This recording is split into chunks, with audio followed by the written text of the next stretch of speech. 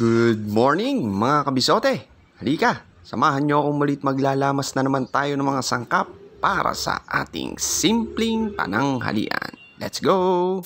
First step, igisa lang natin ang aromatics, luya, bawang at sibuyas. Ilagay na rin natin yung siling panigang at ang ating Coco Mama, unang pigang gata. Then lalagyan natin ng patis at paminta.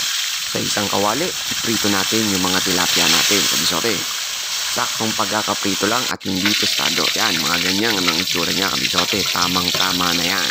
Kapag okay na, ilalagay na natin yan doon sa gata natin. Ayan, yung sinasabi kong ulo na kinakain ni Mrs. Chuck. Pag ito niluto nyo, kakainin ni Mrs. ang ulo.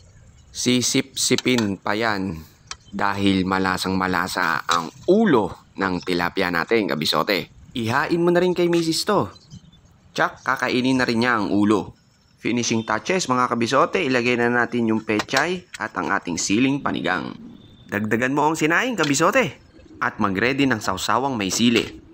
Paki-like, follow and share na rin kabisote para makatulong sa iba ang simpleng recipe ni kabisote. Paki-comment na rin sa baba kung taga saan ka para alam namin kung saan nakarating ang video na to.